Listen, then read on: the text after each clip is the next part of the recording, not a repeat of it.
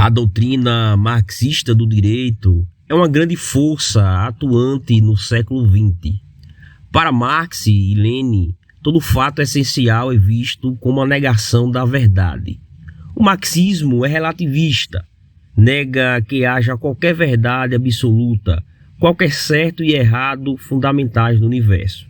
Em vez de Deus como a fonte da verdade e do direito, o marxismo insiste que todas as ideias de verdade e direito simplesmente refletem a vontade de uma classe dominante. Assim, para o comunismo, o direito é simplesmente a vontade da classe dominante, afirmada como estatutos e requerimentos legais, de modo que o direito simplesmente reflete as políticas da classe dominante conforme esta atua mediante o Estado. Por conseguinte, para Marx, não há verdade em qualquer lei. Nenhuma lei tem qualquer relacionamento com um certo e errado absolutos, já que estes não existem. Isso significa que o direito comunista não é mais verdadeiro que o direito capitalista, isto é, o direito soviético e as leis da China Vermelha não são mais verdadeiros em qualquer sentido absoluto que a Constituição dos Estados Unidos.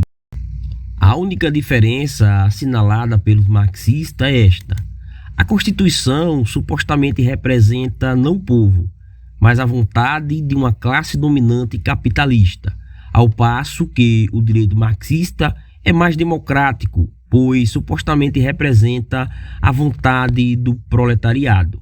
E uma vez que o marxismo é um humanismo econômico, o homem é seu único critério de valor. Dessa forma, a vontade do proletariado é relativamente melhor que a vontade dos capitalistas, porque há muito mais proletários no mundo.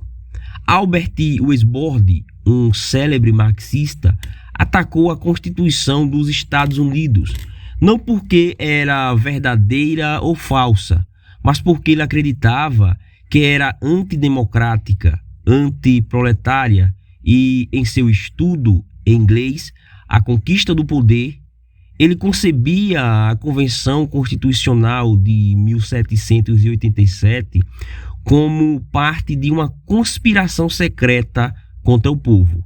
A Constituição, é claro, afirmava implicitamente a supremacia da lei sobre todas as classes e pessoas, e como assinalou Edward S. Cove, pressupunha uma lei superior, a lei de Deus. Porém, para o marxismo, toda referência a Deus e a sua lei é uma fachada e uma simulação usadas pela classe dominante, a fim de suprimir os pobres. Para o marxismo, o direito é simplesmente a vontade do Estado. Não há referência a qualquer certo ou errado absoluto, nem a qualquer lei superior ao Estado. O direito é simplesmente um sistema de regras prescritivas e vinculantes que expressa a vontade totalitária e coercitiva do Estado.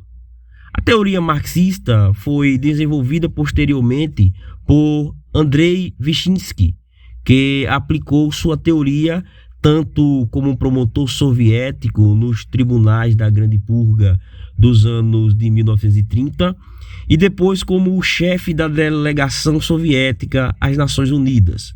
Para Vyshensky e como produto para os estados comunistas, o direito é uma arma a ser usada contra o inimigo na luta pelo socialismo, assim como um instrumento para reconstruir a sociedade humana numa base socialista. É, pois, uma ferramenta política. À vista disso, duas coisas já se tornaram evidentes. Primeiramente, o direito marxista nega qualquer verdade absoluta, qualquer certo e errado derradeiros, e, em segundo lugar, o direito é uma arma política a ser usada na destruição de inimigos e na remodelação dos que estão a ele sujeitos. Um terceiro aspecto do direito marxista é igualmente evidente. Resume-se no slogan do sistema soviético, abre aspas, todo poder pertence aos soviéticos, fecha aspas. Isto é totalitarismo, a ditadura do proletariado. O comunismo não se opõe como tal ao totalitarismo. Opõe-se simplesmente aos estados totalitários não comunistas, mas é definitivamente a favor de sua própria forma de totalitarismo. Um quarto aspecto do direito marxista é seu uso dos tribunais. Visto que a lei não tem referência a um certo e errado absolutos, os tribunais também não podem valer-se de qualquer justiça absoluta. Os tribunais não guardam relação alguma com a justiça. Simplesmente salvaguardam os interesses do Estado soviético e trabalham para destruir todos os seus inimigos. Os tribunais, portanto, não podem tolerar qualquer apelo à justiça absoluta. Atuam segundo o que se chama de justiça soviética, isto é, a vontade do Estado. Em quinto lugar, como é patente, o direito soviético não tolera qualquer divisão dos poderes, pois é, por sua própria definição, totalitário. Por conseguinte, as cortes não têm independência. Lenin e Vyshensky insistiam que as cortes, como o exército e a administração do Estado como um todo, tinham apenas uma função: promover o socialismo e destruir seus inimigos. Em sexto lugar, o marxismo nega chamar de direito qualquer coisa que não promova o socialismo. Como resultado, todos os sistemas cristãos de lei são chamados de fraudes, já que, por definição, a lei é a ação correta do Estado socialista.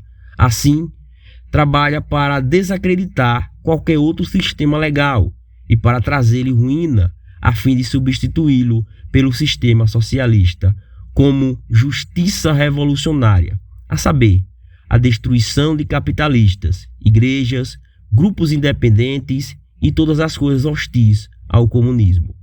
Em sétimo lugar, isso significa que, para os marxistas, os únicos crimes reais são os crimes contra o socialismo, nomeadamente a oposição ao totalitarismo marxista.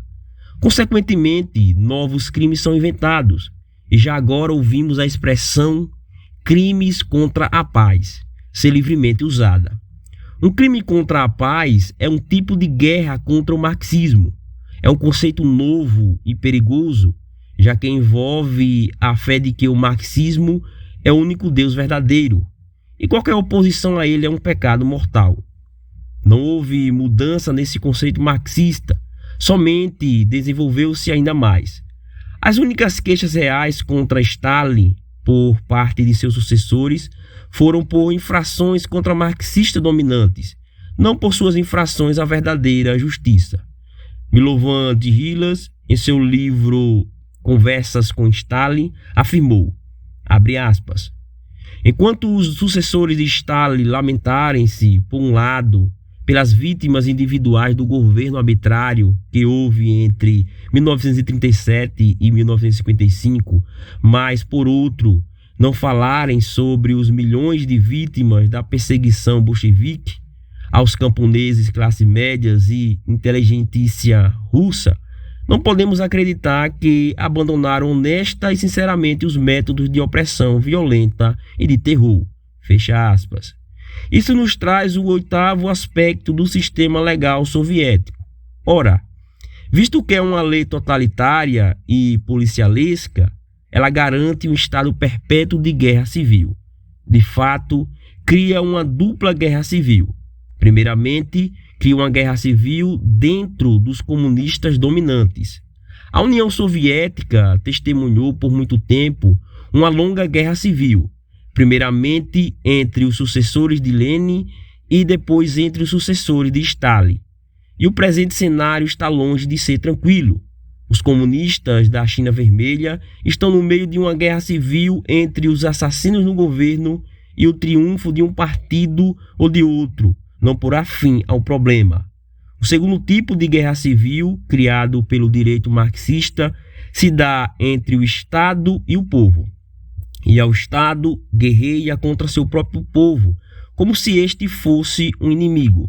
Ora, Uma vez que o Estado comunista sempre considera seus súditos como inimigos a serem remoldados pela lavagem cerebral e pela força bruta, ou para serem esmagados pelo terror e violência, a paz entre o partido e o povo é uma impossibilidade. Sendo o Estado soviético o poder totalitário e absoluto, ele não pode errar. E o povo está logicamente equivocado quando não se submete totalmente ao Estado. Ademais, o povo também está errado, ainda quando se submete. Quando o comunismo comete um erro, ele se recusa a reconhecer a culpa, porque é, por definição, o sistema perfeito. Alguém deve ser transformado no bode expiatório, sejam alguns segmentos do Partido Comunista, seja o povo ou ainda ambos. Que alguém seja, pois, punido. Por conseguinte, o comunismo, uma vez que não é nem pode tornar-se perfeito ou livre de falhas, deve, a cada falha, travar guerra civil contra si próprio e seu povo.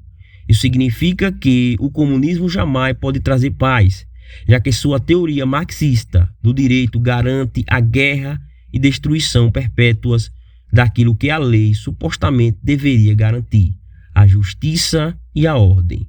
Ora, não pode existir uma sociedade sem lei, e quando o sistema legal se torna contrário ao direito, ele garante que, ao invés de uma sociedade, haja anarquia e caos. Os webs chamavam a União Soviética de uma nova civilização.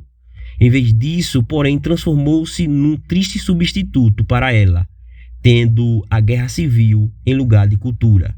Em vez do império da lei, essa civilização deu lugar ao império do terror e da força bruta.